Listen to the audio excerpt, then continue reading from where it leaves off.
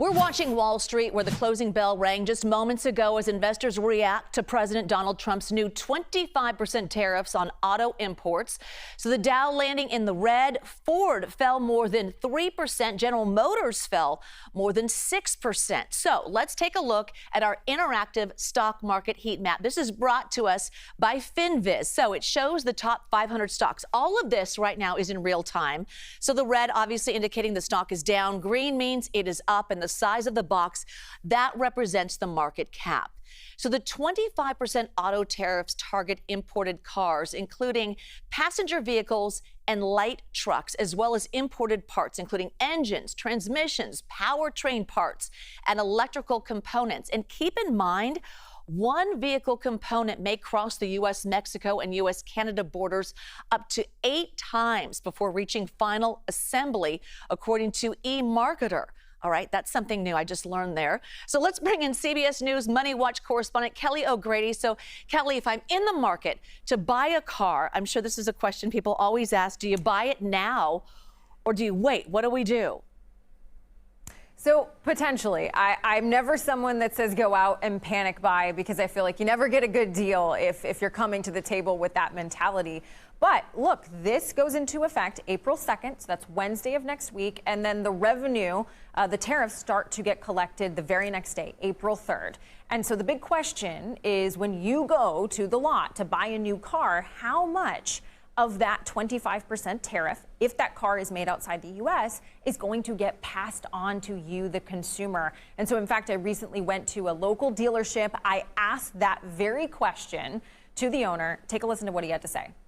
I think the manufacturer has no choice but to pass that along to the consumer, because they need to drive profits. How quickly does that get passed on to the consumer? Anything that has not been shipped yet or is at the dock that's getting shipped into these ports that's ultimately going into a vehicle to be manufactured, it's immediate.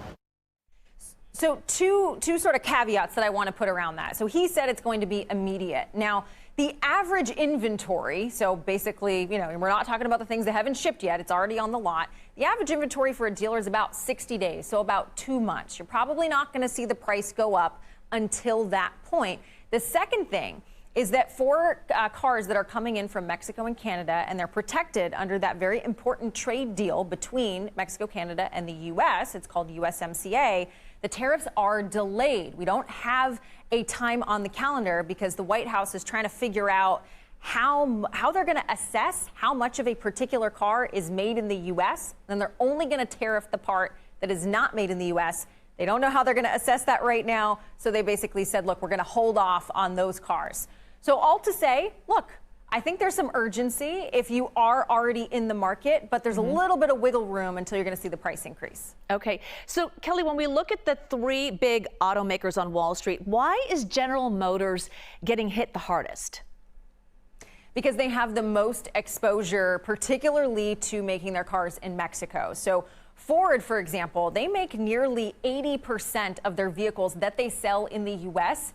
in the U.S. versus GM only makes about 52%. And Stellantis, which is one of the other big 3, makes more than that. And so that's why you're seeing the stock get hit more, because investors are saying, oh, well, the parts that you're bringing in from these other countries, the cars that you're bringing in that are already assembled in these other countries, you have more inventory that's going to be impacted by these tariffs.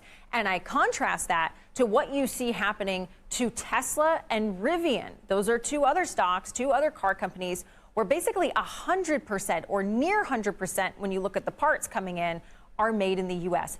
Both of those stocks were up. So basically the exact opposite of GM, Jules. Great information as always. Kelly, thank you so much.